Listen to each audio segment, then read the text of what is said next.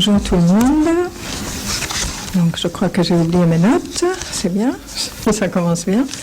Voilà, alors on m'a demandé de vous parler, on m'a donné un sujet qui est Tversky, les prémices de l'entrepreneuriat féminin. J'aimerais d'abord essayer de voir qu'est-ce que c'est que l'entrepreneuriat. Et en fait, entreprise et toute... Ça j'ai pris une note. Excusez-moi, j'aurais dû m'organiser un peu mieux. Entreprise. Alors, selon Wikipédia, une entreprise est une organisation ou une unité institutionnelle mue par un projet décliné en stratégie ou en politique et plan d'action, dont le but est de produire et de fournir des biens ou des services à destination d'un ensemble de clients ou usagers. Première définition, donc, entreprise, c'est en fait toute activité qui vise à produire et à fournir, donc pas seulement à acheter et vendre, quoique c'est une entreprise aussi, mais essentiellement le concept d'entreprise, c'est quand on est en train de faire quelque chose et en vue d'en tirer un profit finalement, principalement.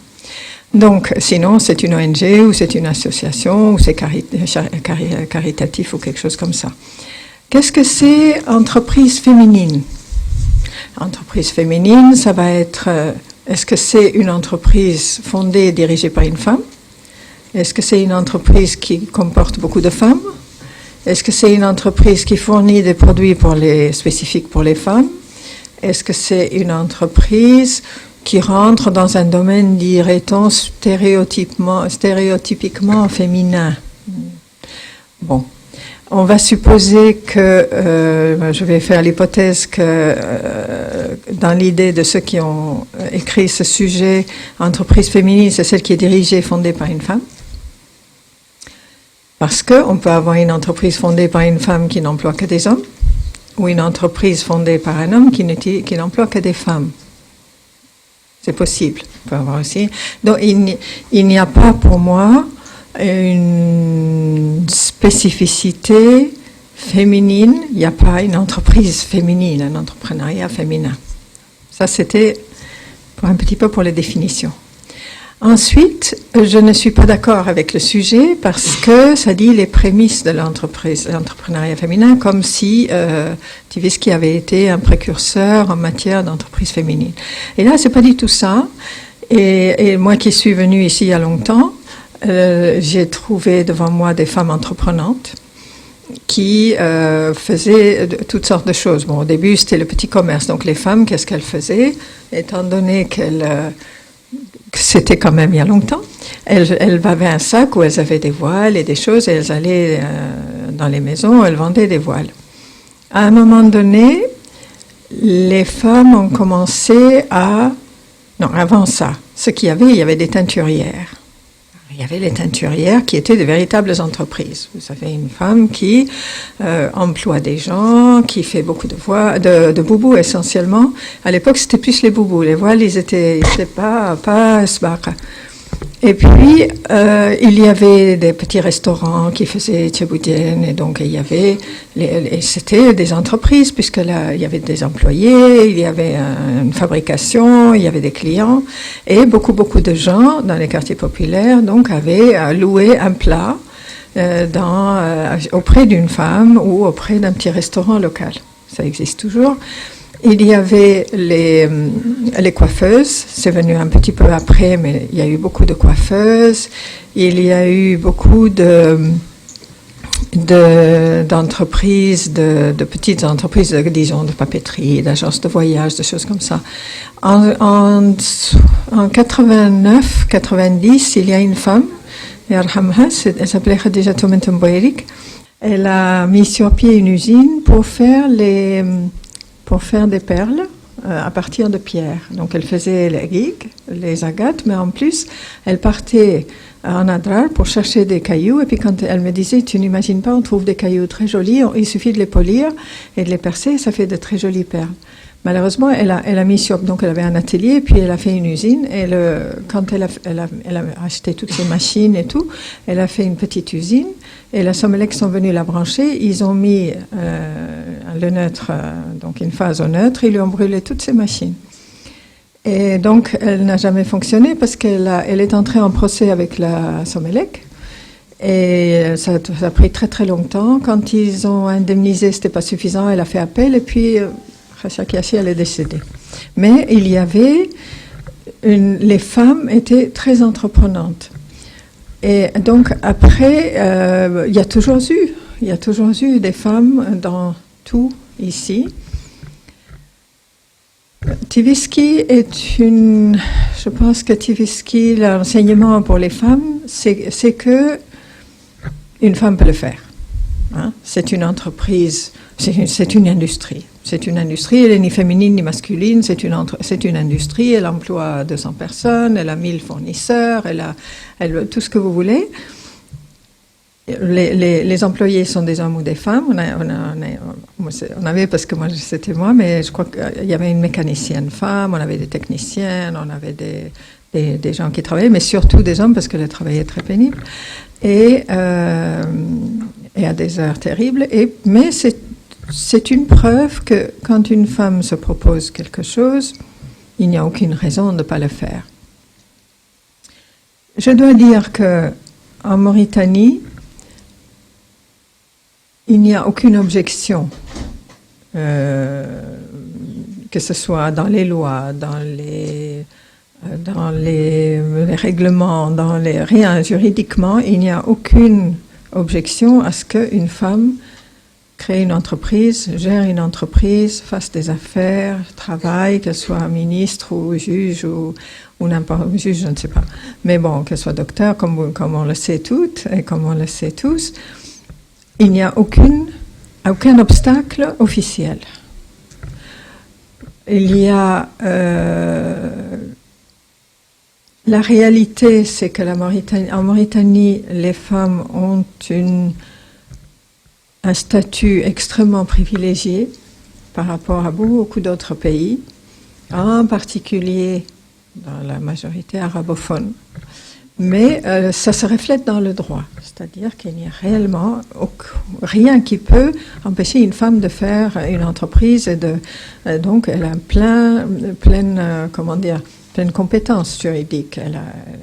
Il y a des pays, moi je me souviens quand j'étais jeune en France, à l'époque où je me suis mariée, il venait de finir d'exiger qu'une femme, pour avoir un compte bancaire, avait besoin de l'autorisation du mari. Il venait d'annuler ça. Les femmes ont voté en France en 1945. Ici, il n'y a pas d'objection. Donc, il y a des problèmes pour faire une entreprise.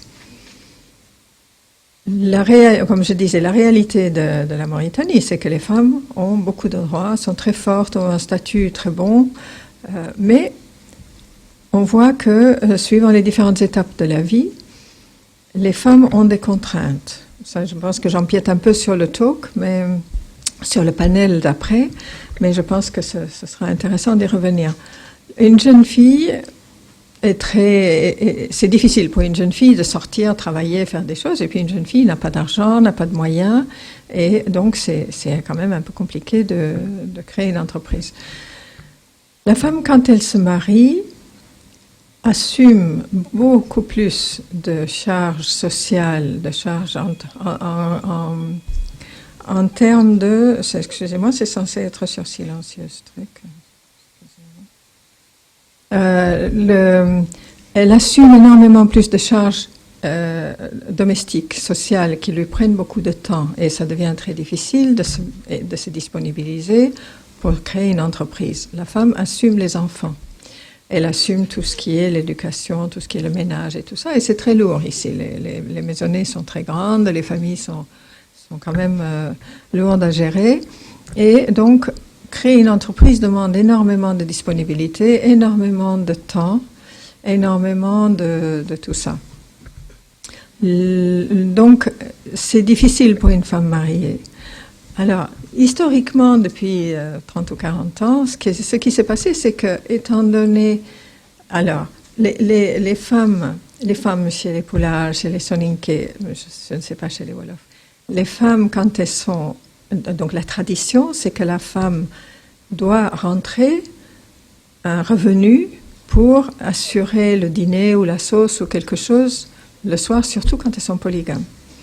Donc, il y a une tradition que la femme poulard, par exemple, elle a son kossam, elle a son lait, elle a ses teintures, elle a ces choses-là. Donc, est-ce que c'est des entreprises? Je ne sais pas, mais ce sont des femmes qui gagnent de l'argent en faisant une activité, en vendant des biens qu'elles produisent. Et ça se trouve, elles ont des employés à la maison. C'est des micro-entreprises, mais elles sont quand même, il y a une tradition de micro-entreprises chez les femmes. Quand la femme, en particulier mauresque, se trouve divorcée, c'est là où, comme on dit, elle met l'or sur la balance, hein, et elle ouvre un commerce, qui peut être une entreprise, qui peut ne pas l'être. Et on a vu énormément, en fait, de femmes qui font des activités économiques, autonomes, hein, qui ne sont pas seulement salariées. Donc, moi, j'appelle déjà soit une micro-entreprise, soit une proto-entreprise, soit quelque chose comme ça, dans beaucoup, beaucoup de domaines. Donc, qu'est-ce qui est, puisqu'on me demande de parler de Tversky, qu'est-ce qui est particulier dans Tversky, c'est que finalement, pour faire une industrie, il faut un certain nombre de compétences, je pense, un certain nombre de connaissances, un certain nombre de potentiel de faire de gestion, des compétences techniques, de marketing, d'administration, financier. En fait, il faut savoir de commercial, tout un tas de choses qu'il faut pour effectivement faire une entreprise plus complexe. Une entreprise, c'est une grosse maisonnée. Nous autres qui sommes des femmes, on sait bien gérer une maison. Une maison, c'est une entreprise. Vous avez le patron, vous avez les employés, vous achetez des choses, vous les fabriquez, vous les vendez à vos enfants, à votre mari, à vos invités. Une usine, une entreprise, c'est un peu ça, mais beaucoup plus grand. Avec beaucoup plus de gens, beaucoup plus compliqué, mais au fond, on sait faire. Le problème, c'est qu'à un moment donné, on a besoin de savoir comment fonctionnent les machines, comment fonctionne l'hygiène, comment fonctionnent les boutiques, le marketing, d'où viennent les emballages, il faut les acheter, il faut les importer, il faut comprendre le transport, il faut savoir payer des impôts, il faut se battre avec tout un tas d'administrations. Et ce n'est pas facile, mais c'est à la portée de n'importe qui veut bien se donner la peine d'apprendre.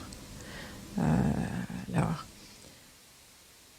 je ne sais pas trop quoi vous dire. Moi, j'ai été très inspirée en arrivant par les femmes mauritaniennes, justement. Alors, il y a un petit peu un paradoxe, parce que, étant donné que, officiellement, les hommes sont plus gradés, disons, que les femmes dans la société, il y a une certaine condescendance des hommes vis-à-vis des femmes, qui finalement sont myopes.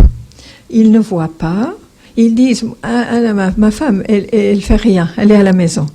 La femme à la maison, elle est en train de construire une baraque quelque part, elle est en train de faire un petit commerce, elle est en train de faire un tas de choses, et puis en plus, elle travaille beaucoup.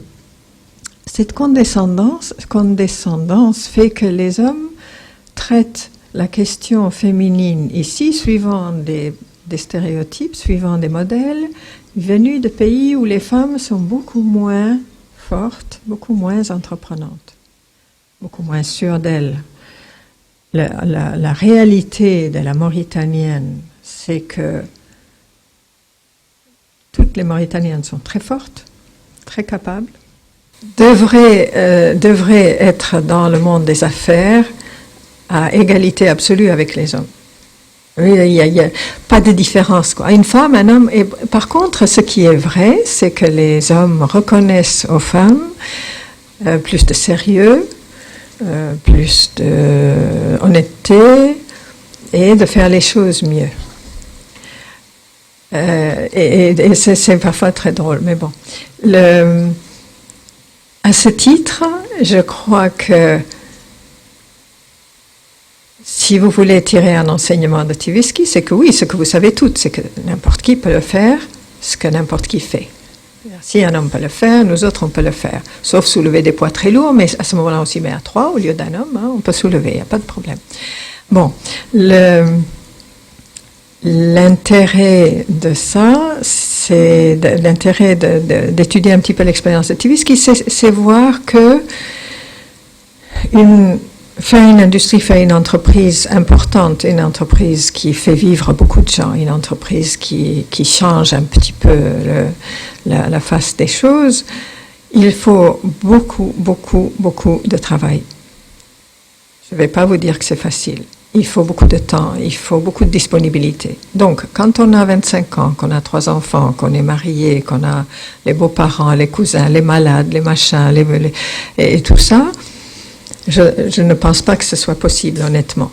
La femme, étant donné qu'elle a des années où elle fait des enfants, c'est compliqué.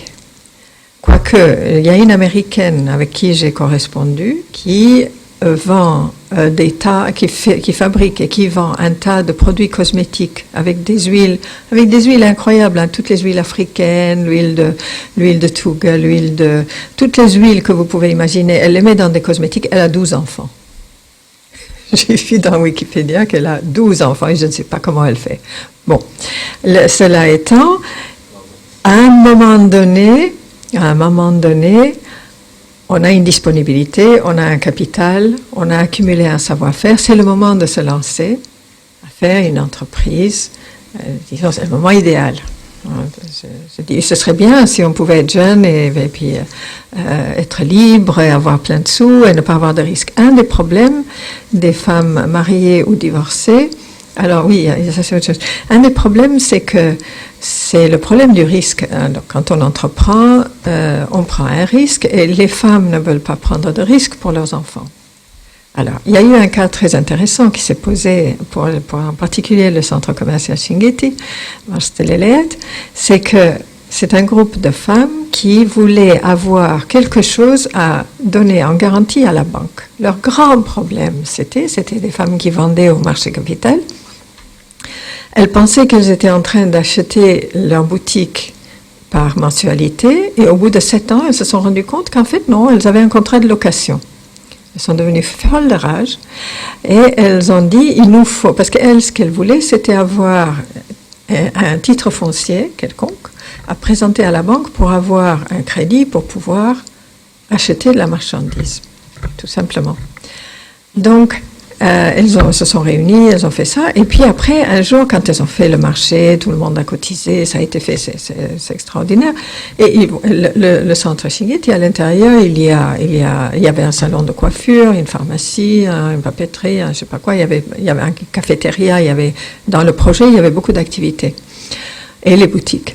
Un jour, elles discutaient, elles disaient, non, mais c'est le bureau qui discute. Ouais, mais nous, on a un problème, les hommes, ils ne nous prêtent pas d'argent. Et les hommes, on nous discrimine, on est opprimés, on est ceci, cela. Bon, dans la discussion, elles se sont rendues compte que le problème n'est pas un problème d'oppression. Le problème, c'est que les hommes ont une crainte panique d'entrer en conflit avec une femme. En fait, les hommes respectent trop les femmes pour avoir un conflit avec.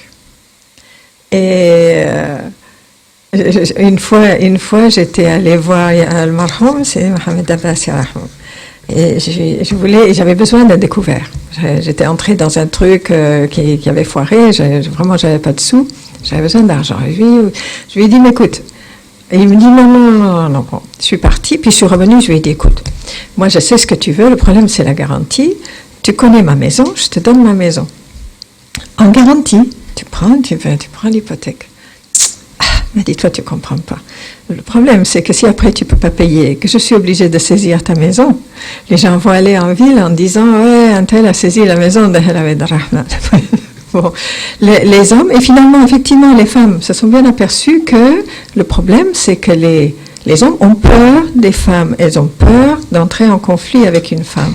Et ils se disent « Je ne peux pas saisir la maison de la famille Helvelen, et donc, je vais perdre mes sous. » Donc, les femmes, elles étaient très embêtées et c'était très drôle de dire, en fait, les hommes, ils nous respectent trop. On voudrait que les hommes nous respectent moins, genre, pour qu'ils puissent nous prêter. Mais le grand problème, c'était ce problème de garantie. Donc, les femmes, qu'elles soient mariées et surtout divorcées, qui ont une maison, qui n'ont qu'une maison, elles n'ont rien à donner à la banque en échange. Et ça bloque beaucoup de femmes. Bon, il y a, je crois, un réalisme certain des femmes vis-à-vis de l'effort qu'il faut pour monter une entreprise, une vraie entreprise. C'est très fatigant, c'est très dur. C'est extrêmement chouette quand on l'a fait, c'est très, très, très, très satisfaisant, mais c'est très dur. Donc, combien de femmes sont pouvant vivre une vie beaucoup plus confortable, combien de femmes sont disposées à faire cet effort? Ça, c'est quelque part, elles ont raison, hein, je ne sais pas. Donc, qu'est-ce qu'on peut tirer comme autres enseignements? Il faut me dire quand j'ai suffisamment parlé. Hein. Et comme ça, on prendra des questions, en fait. OK? C'est bon? 10 minutes encore? Ouais. Je rigole quand même. Oui, en fait, si je pouvais vous dire, voilà, Tivisky, c'est tout à fait féminin, et puis il n'y avait que des femmes, et puis d'ailleurs, c'est parce que je suis une femme. Non, non. Il n'y a aucune différence. Et l'avantage en Mauritanie, c'est que les employés, les Mauritaniens, n'ont pas vraiment de problème à travailler avec une femme. Moi, j'ai travaillé un moment en France, et les ingénieurs de chez Bouygues, parce que j'étais chez Bouygues, ils disaient « Oh, moi, je ne travaillerai jamais sous les ordres d'une femme. » Les mecs français, hein, jamais. Bon, ici en Mauritanie, je n'ai jamais, je vais vous dire, ça expérience, je n'ai jamais eu un problème, ça c'est le plus important que je peux vous dire, du fait d'être une femme. Je n'ai jamais senti, ni du point de vue des ouvriers, ni des cadres, ni du gouvernement, ni de qui que ce soit, que j'étais une femme. D'accord? Je viens, je dis il faut faire, ou je viens voir un tel, j'ai un problème. On ne m'a jamais fait sentir qu'il y avait un problème. Et j'étais très surprise une fois parce qu'il y avait une femme qui avait un projet et j'ai appris qu'à la Banque centrale, il y avait des cadres à la direction du crédit qui disaient non, son projet ne va pas réussir parce que c'est une femme. Et je tombais des nues parce qu'effectivement, ce n'est pas habituel ici. Et ce n'est pas habituel que des hommes disent une femme ne peut pas réussir. Au contraire, il y a un certain préjugé favorable. Est-ce qu'en étant un peu blanche, je suis un homme honoraire? Je ne sais pas, je ne pense pas. Je pense qu'il y a un réel respect pour les femmes, il y a une réelle considération, comme partout, comme toujours, comme dans tous les pays, on est obligé de se prouver un petit peu plus. Ici, pas 2 fois plus, juste un petit peu plus. C'est-à-dire qu'il faut montrer qu'on est aussi compétente. Il faut montrer qu'on est compétente.